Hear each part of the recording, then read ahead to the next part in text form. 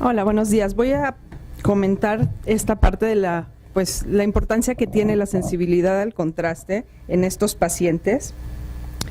Y primero es muy importante recordar que, bueno, la visión espacial humana tiene la capacidad de detectar y procesar la información de las diferentes áreas que nosotros percibimos en sus claridades y en el tamaño de esas áreas, ¿no? Eso es lo que básicamente incluso conforma la visión. Entonces, de ahí la importancia en la calidad de la visión de un paciente tener estos dos parámetros pues muy vislumbrados, porque mientras uno de ellos nos valora el tamaño que el paciente puede ver, el otro, la sensibilidad al contraste, nos dice qué tanto es capaz de reconocer lo que el paciente observa. Entonces, vamos a tener que la sensibilidad al contraste va a ser la diferencia mínima de claridad que se puede apreciar entre un patrón de un contorno definido. Mientras que la agudeza visual va a ser el mínimo tamaño de una figura de alto contraste que un paciente puede reconocer. Y eso es muy importante porque fuera de que nosotros estemos valorando la visión, la agudeza visual en un paciente, la realidad es que la visión que el paciente tiene pues está dada en una gama no de altos contrastes, y es ahí cuando el paciente va a notar probablemente alguna alteración en la sensibilidad al contraste.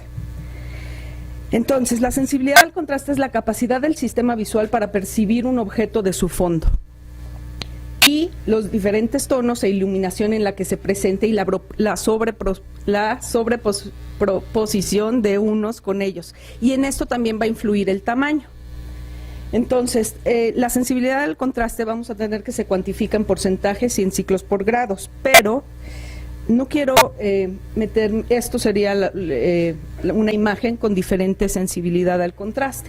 Y fíjense cómo, por ejemplo, en un paciente que tuviera una alteración, ya como lo decía la doctora, que además de tener un glaucoma, tuviese una catarata, la sensibilidad al contraste cambia mucho la imagen que el paciente percibe. Entonces, en 1956, voy a hablar muy poco de esto, fue cuando Scheidt empieza a hablar, pero a nivel de un modelo óptico, sobre la sensibilidad al contraste. Más adelante, en 1960, ya se hace el equivalente en psicofísica de una transferencia óptica, pero realmente es hasta 1968 donde ya se estudia más a fondo y se hacen ya los primeros estudios con todas las ecuaciones de Fourier. Y esto, el hablar de sensibilidad al contraste nos lleva a un tema pues realmente muy extenso, que incluso tiene expresiones matemáticas de todos los teoremas de Fourier. Pero, ¿cómo lo medimos esto? ¿Cómo llegamos a la expresión matemática hacia la clínica? Realmente se hace solamente para determinar cómo vamos a medirla, y está basada realmente con las redes sinusoidales, que es para todo lo que nos sirven todos estos teoremas. Y entre ellos es importante pues tener los conceptos del ciclo, que se refiere al grupo que forma una franja clara y una oscura, la cual debe de tener una misma medida, su frecuencia, que va a ser el número de ciclos en cada patrón, y estas nos van a dar las diferentes frecuencias, las frecuencias bajas, las medias y las altas, en donde abajo más o menos están determinados en los grados en los que los identificamos, ¿sí? Les puse aquí, sobre todo para los residentes de nuevo ingreso, bueno, aquí esto de las frecuencias altas y bajas, ¿qué van a ser las frecuencias bajas? Que son las aquí que están a mi izquierda. Son las frecuencias que nos van a hablar realmente, nos van a dar la información en el espectro grueso de una imagen. Por ejemplo, en la diapositiva donde estaba aquí la casa en el campo, nos dan nada más la información gruesa, el campo, casa, ¿sí? Las frecuencias medias nos hacen reconocer una imagen. Si nosotros le ponemos atención a la casa, ya es el reconocimiento, y estamos hablando que ahí ya tienen pues mayor importancia las frecuencias medias. Las que nos permiten darnos cuenta de los detalles son las frecuencias espaciales altas. Y aquí lo vemos, esto es una forma de medirlas. Realmente existen muchas cartillas de sensibilidad al contraste. Tenemos las más comunes, esta es una de ellas, la FACT, y si ustedes se fijan realmente, pues están dispersas entre las frecuencias altas, medias y bajas, y con ella logramos determinar si el paciente está en un patrón de normalidad, que sería esa curva. ¿Qué pasa en el paciente con glaucoma o hipertensión ocular? Bueno, los primeros estudios, como les comentaba, empezaron a arrojar primero patrones de normalidad, y en ellos empezaron después a evaluarse diferentes patologías, entre ellas el glaucoma. Y Arden llegó a demostrar una clara reducción de la sensibilidad al contraste, la cual ya se conoce en pacientes con glaucoma. La alteración en la sensibilidad al contraste de estos pacientes se manifiesta en todas las frecuencias bajas espaciales, y particularmente cuando las redes se presentan parpadeando a una determinada frecuencia temporal. Y esto es importante porque encontramos que, las frecuencias, si recuerdan, los ciclos por grado eran del 6 al 12 aproximadamente, y esto, ¿cómo lo ve el paciente? ¿Cómo lo detecta?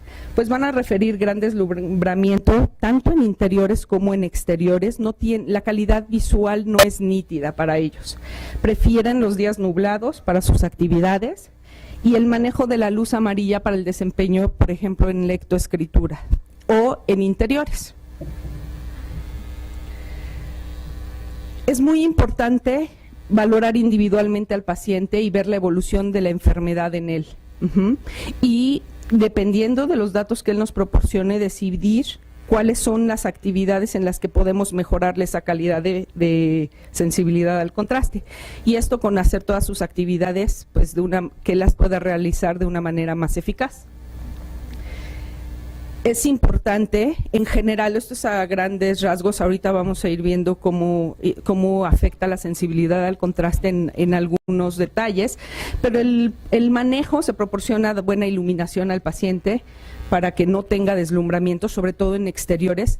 Si nosotros recordamos en un día soleado cómo deslumbra el reflejo, por ejemplo, del cristal del coche de enfrente, pues en un paciente con un glaucoma se ve mucho más alterado, ¿sí? Si a este paciente además tiene el problema de la catarata, cualquier opacidad en el cristalino, existe todavía un deslumbramiento mayor. Entonces, todos estos datos pues son importantes para ver si nosotros realmente, mediante filtros, mediante algunas especificaciones, vamos a poderlo modificar o no. Entonces, y además a esto, sumar si su campo visual se encuentra ya deteriorado por la enfermedad. ¿Qué factores nos afectan la sensibilidad al contraste? La luminancia es un dato muy importante, tiene una influencia decisiva. Incluso, si ustedes lo recuerdan, la forma de valorar la sensibilidad al contraste en un paciente debe de ser con cierta luminancia, incluso apoyados por el fotómetro, para poder estandarizar los parámetros y ver que fue tomada de la manera adecuada.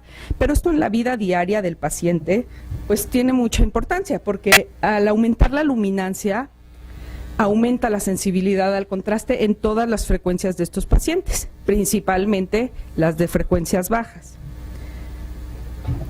¿Cómo lo traduce él?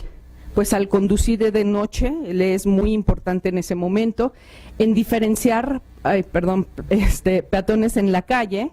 Si es capaz, muchos pacientes ya tienen cierta dificultad para manejar en la noche, y el distinguir el movimiento de una persona que no está iluminada en la noche, pues es un problema para ellos. El cansancio en la lectura Es otra condición de luminiscencia donde puede verse afectado. Las lecturas en ambientes poco iluminados, la detección de desniveles, es frecuente que ya con una alteración importante de la sensibilidad del contraste empiecen a tropezar.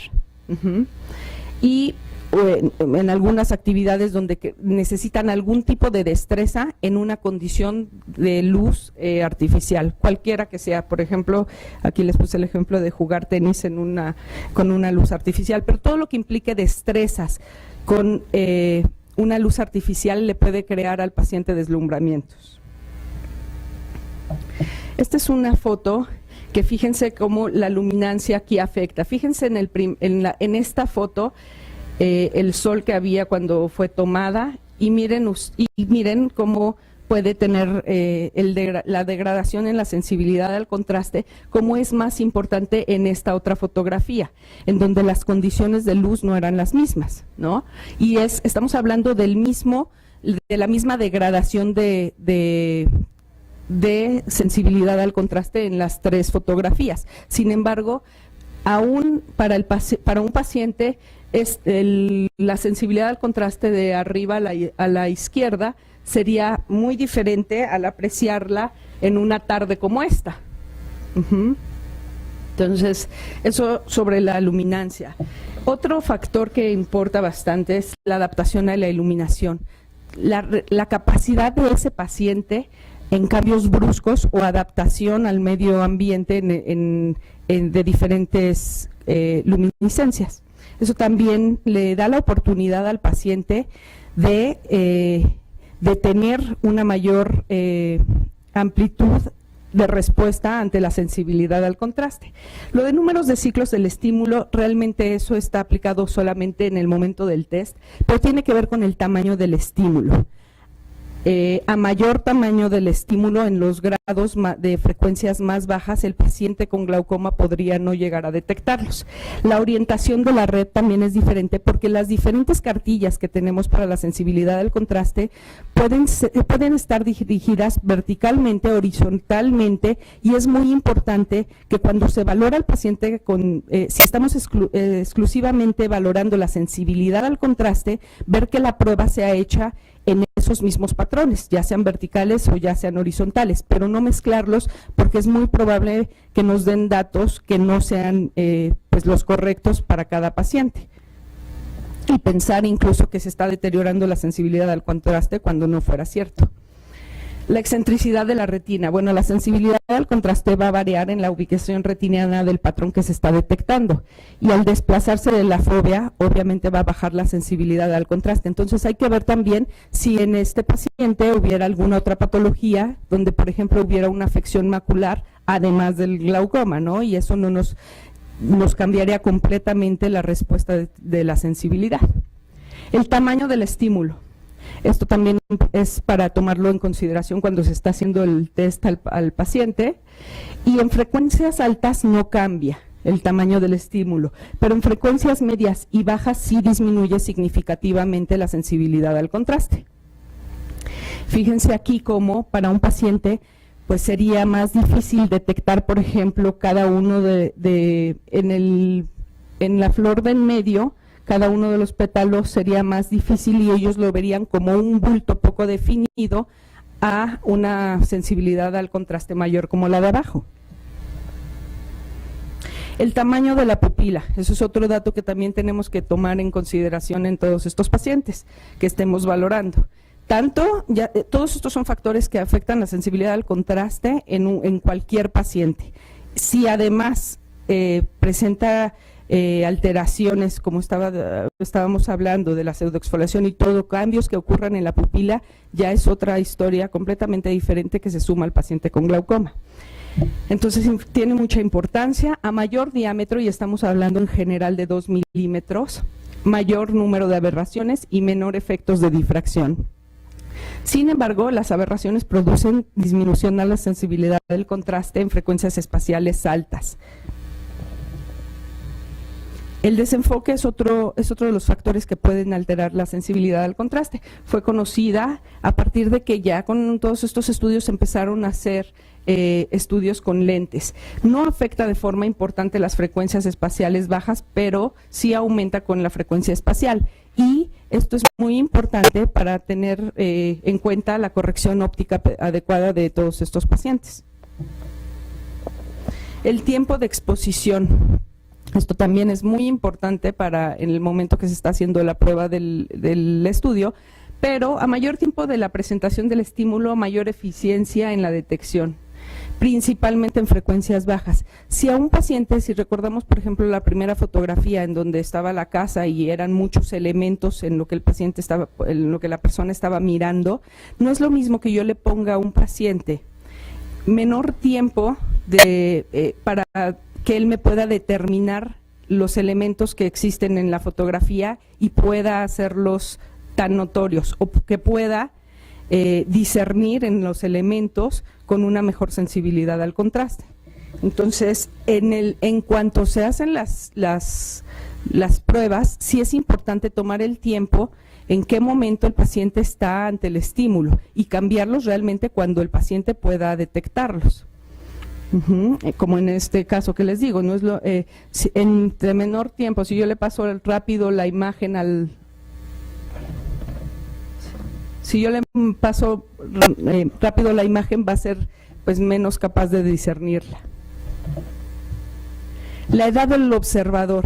Aquí es algo muy importante porque además estamos hablando de una patología como el glaucoma, donde la mayoría de los pacientes pues sabemos que es de una edad, son adultos mayores en la mayoría de las ocasiones, y la sensibilidad al contraste tenemos que disminuye con la edad. Entonces ya per se la sensibilidad cambia. La disminución en la capacidad de la acomodación también influye en estos pacientes. La transparencia del cristalino, que el factor del cristalino en sí ya es capaz de modificarnos la sensibilidad al contraste, y hay que tomar también en consideración cuando se hace la prueba, determinar y especificar las condiciones del cristalino en este resultado. ¿Qué patología? Si además de un paciente con glaucoma tenemos cualquier otra patología ocular asociada, puede verse afectado el resultado en la valoración de nuestro paciente.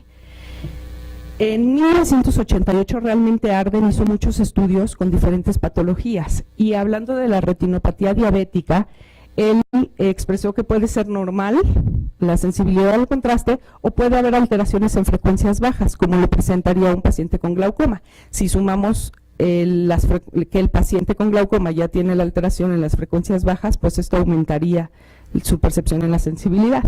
Las cataratas pueden tener cambios aún cuando no modifique la agudeza visual.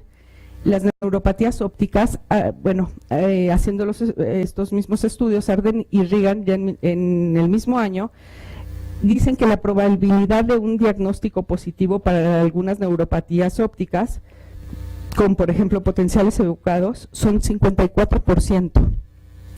La pura prueba de sensibilidad al contraste tiene una probabilidad de diagnóstico del 71%, y juntas suben al 86%. Y por eso es que muchas personas infieren que pueden utilizar la prueba de sensibilidad al contraste para detectar, por ejemplo, como lo mencionaba la doctora, cambios en la progresión del glaucoma, que si bien no es algo válido y no es algo que, por ejemplo, me gustaría que los residentes se quedaran con la idea, porque debemos de pensar, por ejemplo, en los campos visuales antes de una progresión por la pura sensibilidad al contraste. Sí es cierto que se ve afectada. Si nos ponemos a rastrear a un paciente con las pruebas de sensibilidad al contraste, podemos ver como a mayor deterioro del campo visual, menor sensibilidad al contraste.